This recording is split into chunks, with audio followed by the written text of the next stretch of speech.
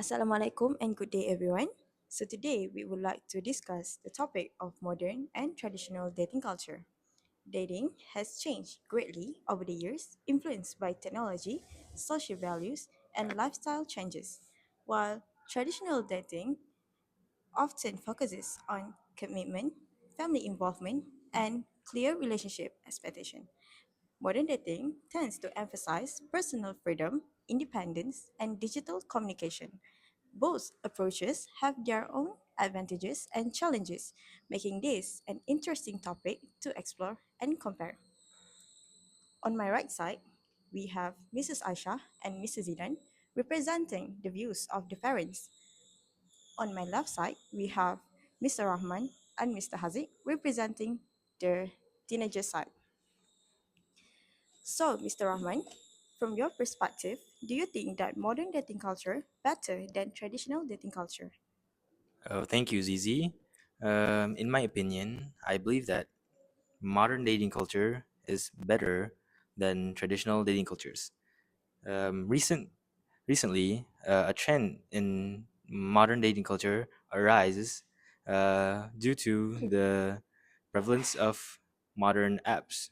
These apps, such as Tinder and as such, are very useful for teenagers and even young adults alike to find their partners. Studies show that these apps help to increase the chances of getting a date, and also helps them to increase their confidence with women. In my opinion, I believe that modern dating culture is far more superior than the traditional cultures that exist today. That is all. Mrs. Aisha, after hearing Rahman's thought, what are your thoughts about traditional dating culture side? My thoughts on what Rahman just said. For me, modern dating culture could lead to a lot of frustration and anxiety, mainly because it completely detaches a person from their real life situations. On an app, you're basically talking to a digital avatar. You have no idea if their photos are real, if their intentions are good, or if they're even the person they claim to be.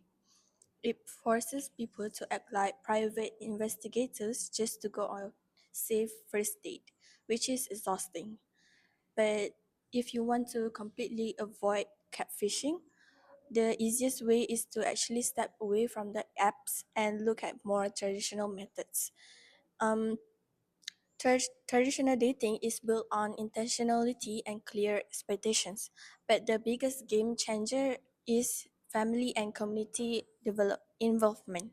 Back then, or in more traditional cultures today, getting the seal of approval from family or friends wasn't just a nice extra, it was a core part of the process. When you rely on face to face interactions, mutual friends, and family networks to meet someone, catfishing becomes practically impossible. There's built in social accountability if a friend or a family member introduces you to someone. That person has already been vetted by people you trust. Their identity is verified and they can't lie about who they are because their community actually knows them. That's all on my thoughts.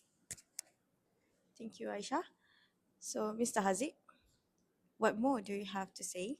Well, in my opinion, the problem with traditional dating, you meet someone at a party, slowly figure out if they wanted to date, slowly figure out if they wanted to date or navigate ambiguous signal for mine. There was no way to know upfront if someone wanted commitment or casual dating or something else entirely. So modern dating can fit this by using the same idea of ramen. There is a lot of app for dating like Tinders and anything else. Modern dating apps allow people to state their intention and their intention explicitly. They can look for serious relationship or just casual dating with others. So the specific values is you can add the religious belief, political view, or life goal in the date. Mm, Transparency save everyone time and emotional energy. You are not wondering where you stand. You know from the start. Though that's all from me. Okay. So finally, Mr. Zidan, do you have an opinion about this topic? Thank you, moderator. Now, I would like to discuss the role of traditional gender expectation in dating culture. According to the article Dating Then and Now From Traditional Love to Digital Connection by Lena and Vetron, traditional dating culture often involves specific expectations from men and women. For example, men are commonly expected to initiate dates, plan activities, and pay for expenses, while women are expected to be more receptive and allow themselves to be courted. Uh, these customs have been practiced for many generations and continue to influence modern relationships.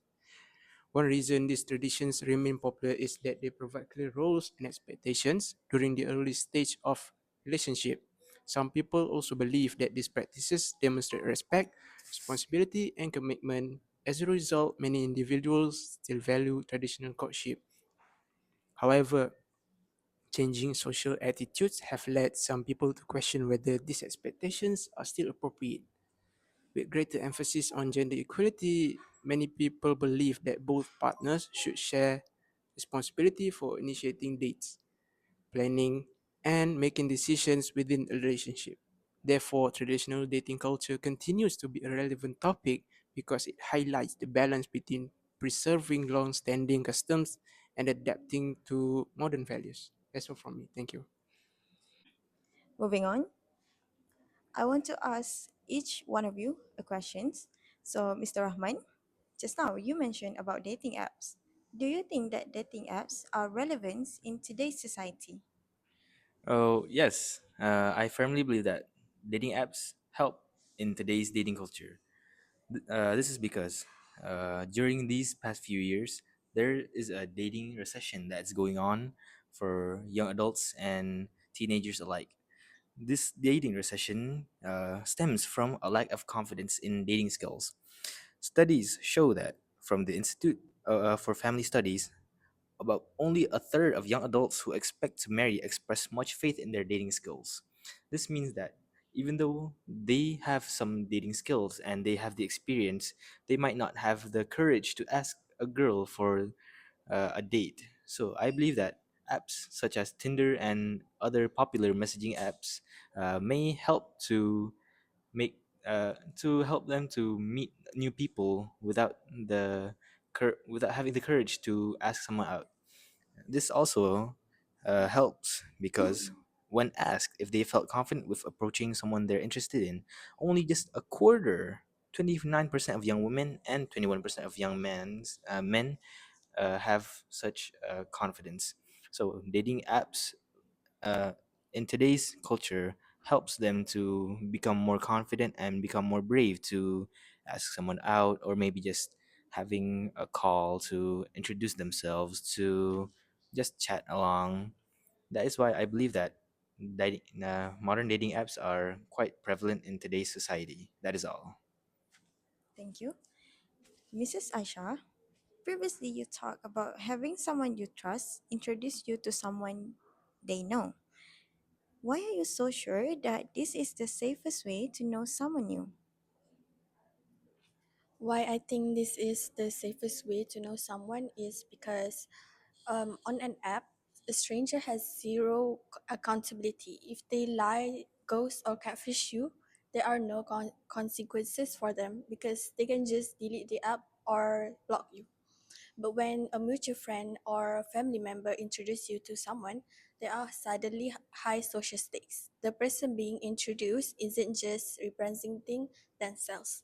They are also representing the person who vouched for them. If they act reckless, lie, or try to deceive you, it ruins their relationship with the mutual connection. People naturally behave better and more honestly when their real life reputation is on the line, which is why I believe that this is the safest way that you can know someone new. Thank you. Mr. Haziq, You mentioned earlier that you have the same thought about dating apps as Rahman. Can you elaborate further? Yes. Well, Mr. Rahman brought up an interesting point. What if dating apps could actually help people build confidence and improve their dating skill?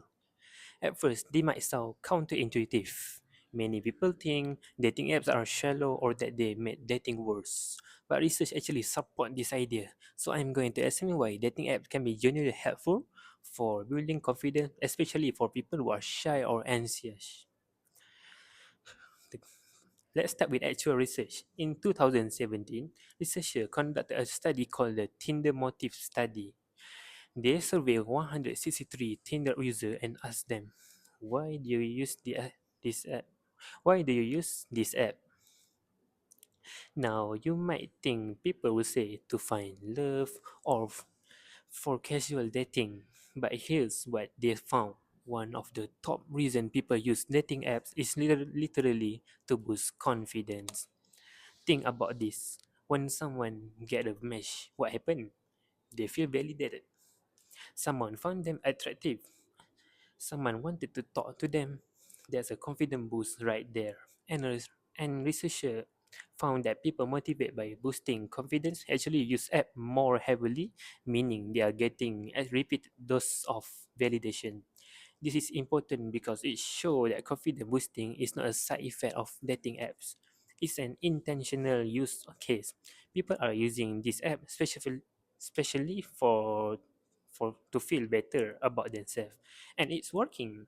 Now, why is this important for people with low confidence? Because dating traditionally is terrifying for anxious people.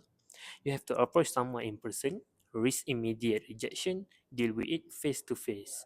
There's a lot of pressure, but with apps, you get to practice in lower state environment. You can get rejected, yes, but it's just a swipe. You don't see the person face, so you don't hear their voice saying no. It much less emotionally intense. So that's all from me. Okay, thank you. Finally, Mr. Zidan, do you think the role of traditional gender expectation is important in today's dating culture? Thank you. Building on my earlier point, I would like to discuss why traditional dating culture continues to be relevant despite significant social change in modern relationships. According to the same article that I mentioned earlier, many individuals still support traditional courtship practice even though society has become more accepting of gender equality. This suggests that traditional dating customs remain meaningful to many people.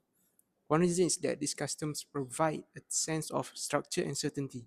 For example, when expectations are clearly defined, individuals may feel more comfortable and confident during early stage of relationship. Traditional practice can also be seen as expression of respect, effort, and genuine interest in a potential partner. Furthermore, cultural and family values play an important role in preserving these traditions. Many people grow up observing traditional dating behaviors from their parents, relatives, and communities. As a result, they may continue to practice these customs even when modern alternatives are available. However, it is important to recognize that dating culture is constantly evolving. While some people prefer traditional courtship, others favor a more equal and flexible approach to a relationship. Therefore, the challenge is finding a balance between respecting traditional values and adapting to the expectations of modern society. That's all from me. Okay, thank you. To conclude this forum, neither dating culture can be declared a definitive winner in today's society. Instead, the ideal approach lies in a harmonious blend that takes the deep commitment and intentionality of traditional dating and pairs it with the freedom, inclusivity, and open communication of modern romance. While modern dating gives us the freedom to choose our own path and connect with people we otherwise never would have met. It often leaves us drained by superficial interactions and the paradox of endless choices. On the flip side, traditional dating offers a clear, stable blueprint for commitment, but it can sometimes carry rigid expectations that don't fit into our busy, evolving lives. In today's fast world, the better system isn't one or the other. It is a personal hybrid where we use modern independence to find partners but apply traditional values like passion, respect, and clear intentions to make the relationship last. So, just that from our discussion. Thank you.